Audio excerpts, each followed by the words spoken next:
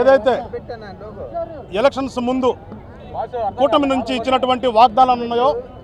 ఆ వాగ్దానాల భాగంగా ముఖ్యమంత్రిగా ప్రమాణ స్వీకారం చేసి సచివాలయంలోకి వెళ్ళి కూర్చున్న మరుక్షణమే కూటమి అభ్యర్థి అయినటువంటి చంద్రబాబు నాయుడు గారు ఆ 5 హామీల పైన కూడా సంతకాలు చేయడం జరిగింది. మరీ ముఖ్యంగా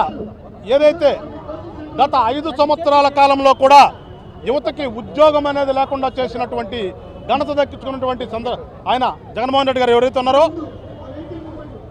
రావడంతో మెగా డిఎస్సికి తొలి సంతకం అని చెప్పిన దాన్ని అమలుపరుస్తూ 16,000 పైచులకు ఉపాధ్యాయ పోస్టులకి నోటిఫికేషన్ కూడా జీవో కూడా ఇవ్వడం జరిగింది. దానికి అనుగుణంగా ఇవాళ గుంటూరు జిల్లాలోని గుంటూరు పట్టణంలో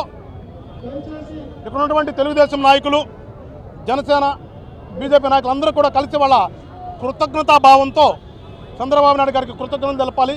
కూటమి ప్రభుత్వానికి కృతజ్ఞతలు తెలపాలనే ఉద్దేశంతో ఇవాళ ఇక్కడ ఈ కార్యక్రమాన్ని ఏర్పాటు చేయడం జరిగింది.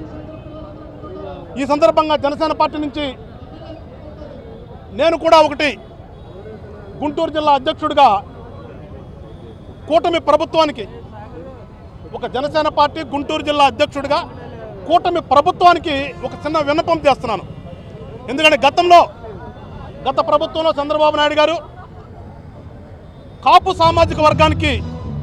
ఇస్తానన్నటువంటి రిజర్వేషన్ గురించి మాట్లాడే సందర్భంలో అప్పుడు రాజ్యాంగపరంగా కుదరదు కాబట్టి సెంట్రల్ గవర్నమెంట్ ఇచ్చినటువంటి 10% ఏదైతే ఉందో ఆ 10%లో 5% కాపు సామాజిక వర్గానికి ఇస్తానికని చెప్పేసి ఒక బిల్లు కూడా పాస్ చేశారు అసెంబ్లీలో.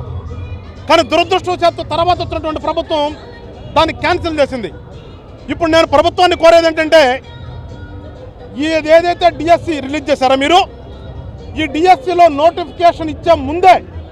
మళ్ళా ఒకసారి పునఃపరిశీలన చేసి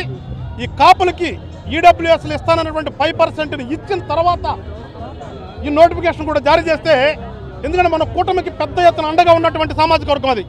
ఆ సామాజిక వర్గానికి మేలు చేసిన వాళ్ళు అవుతాము,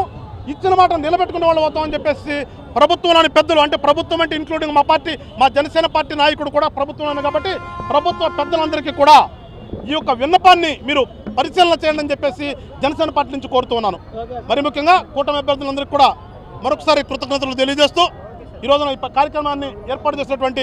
కూటమిలో ఉన్నటువంటి జనసేన, తెలుగుదేశం, బీజేపీ నాయకులందరికీ కూడా పేరు పేరున ధన్యవాదాలు చెప్తూ రానున్నటువంటి రోజుల్లో ఇదే స్ఫూర్తితో ప్రజా రంజక పరిపాలన చేద్దామని చెప్పేసి అందరికీ తెలియజేస్తూ జై జనసేన, జై తెలుగుదేశం, జై బీజేపీ, జై హింద్.